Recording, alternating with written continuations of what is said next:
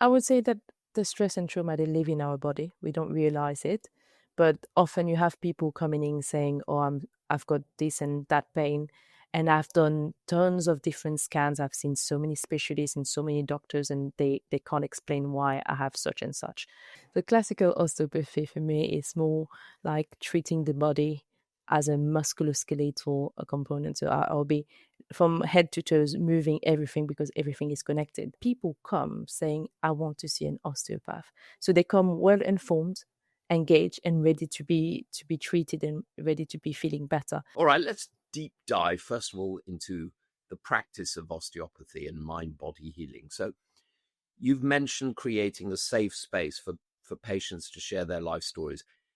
And again, I've experienced you as a patient, and there's something very serene about you, but also about the environment you created in what was, after all, just an examination room at my general practitioner's rather boring practice. So tell us about this emotional connection in your clinical practice. I think it's important that a patient feels heard and understood. So I've had a case where a lady came in and she was talking to me, and she was already feeling embarrassed to talk about her symptoms and the way she was feeling. And I said to her, I understand you, I hear you. And the simple fact that I said to her, don't worry, I'm here to help, she burst out crying, saying, oh my God, I feel heard, I feel understood, I feel so much better already. So I saw that her body was starting to relax even before I started my hands on approach. And I realized how important that safe space is for patients. And when they feel understood and validated, it also affects how well the treatment turns out. So I would say half or 30% of the treatment is how you talk to the patient and how you approach the consultation.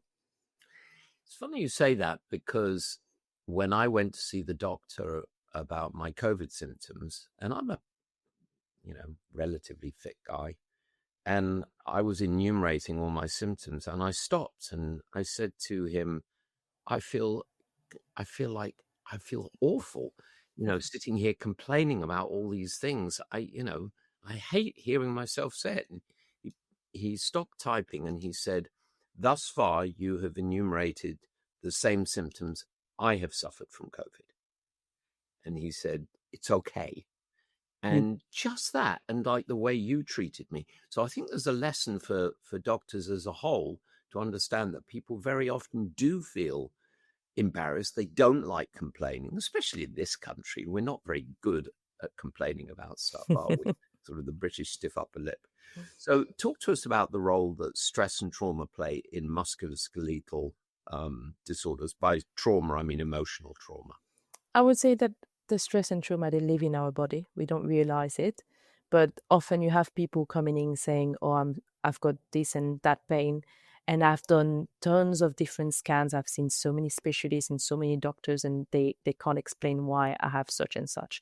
But when you do your consultation and you just diving a little bit deeper into what's going on in their lives, or what's going on in I don't know, their relationship, their families, you understand that, or their work, you understand that there are more components that are being added to as to why they have their pain. So I would say it's often underestimated, but the stress and trauma can store in the body, and at times it's neglected, but it's very much there, and it has to be taken into account. Yeah. Yeah. And, people say, oh, you carry your stress in your neck, or that sort of Or thing. their posture. Yeah. They're stressed, and they Yeah. tend to just slouch and then hold themselves, Yeah. and they can't breathe properly, so everything is shortened. Yeah. So there is a big impact. We don't realize it, but you can tell by looking at someone if they're stressed, anxious, or if they are very serene. So I would say by looking at somebody you can tell if they're holding stress or not. But I guess it comes with experience, or maybe some people might not believe in it. But I do think that our body really speaks to us.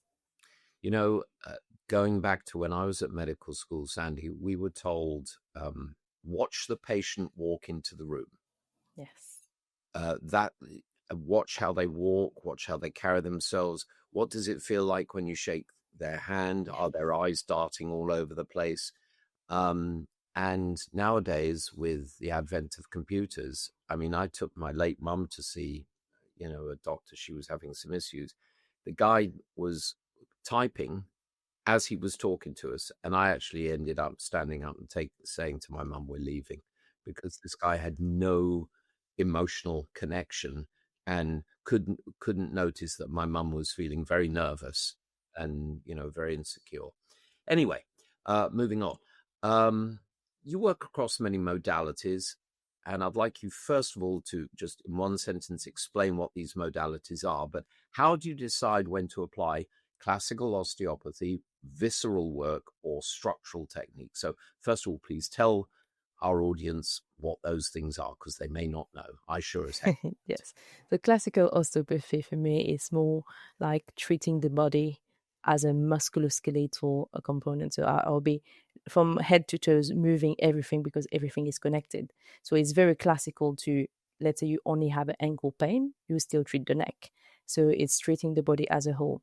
Structural means mainly the structure, the spine, the joints, really what an osteopath is focusing on. And the visceral part would be actually looking at all the systems, GIT system, GU, and everything. And we have specific sets of techniques that we use to just accompany the structural part by working on the viscera. And it works really well. So let's say, how do I choose between one or the other? It just depends on the presentation. So what I do in my mind when I start my consultation, I exclude the red flags. Therefore, after I try to map in my head if there is a musculoskeletal diagnosis. So I ask very specific questions. And after that, I do systemic questions. So depending on their answers and what they say, I think, oh, okay, I'm gonna direct myself towards this approach, that approach. But that's at the beginning. And after that, I have the assessment and I realize, okay, this is going on, that is going on. So I might be looking at other things. So it's not straightforward. I don't know for certain when I start what I will be using. It depends on the presentation. It depends on what I find. Often somebody has a right shoulder pain. I know that if I treat it as a musculoskeletal problem, I would always think about the visceral referral, which would be a gallbladder issue. So what I would do is I would maybe treat the shoulder as a musculoskeletal problem, but I would always check the gallbladder, do a little test, and then see if there is any restriction around the area and do a visceral technique. Right. So I like to incorporate everything. I don't choose one on top of the other or over the other. I just decide on the day, I guess, what I find and I go with it. So you also, Sandy, trained in, as I mentioned, in naturopathy. Talk to us a little bit about lifestyle and diet into your plans. Is it really about taking the opportunity to talk to people about things like what are they eating? Are they drinking enough water? Getting enough exercise? Blah blah blah. It starts with that. I think it's the beginning of my approach with naturopathy. I ask them how often do you hydrate yourself? Do you move? Because those are supporting the healing process, and it's quite important. But at the same time, sometimes I ask them, are they incorporating enough meat? Are they vegan? Are they vegetarian? And I ask, oh, let's say they've got a high level of inflammation. And well, I don't know how scientifically proven this is, but they often said that tomatoes increases the risk of inflammation. And if they say, oh, I've got a very high tomato diet, that would maybe make me think, okay, you might need to slow that down for a second or for 2 weeks. And when you feel better, maybe return to eating your tomato. So I think it's very broad, and at the same time it's very important to take that into consideration, their diet, and understand also their eating pattern, because sometimes I see people, they can get a bit lightheaded and very tired, and when you start asking questions, oh, I fast for so many hours, or I don't eat, or I don't drink. So no wonder why the body gets so tired after a treatment, because your body is not being fueled. So it's important to understand their diet and their dietary patterns. I have to say, what also impressed, there were many things about you impressed me, but one thing that really stood out was you had this sort of natural, sort of humorous cynicism about everything. You know, I don't know if this works, but if it makes you feel better, great. And that's actually very refreshing because, you know, the more, well, they say about surgeons that we're always certain, we're occasionally right.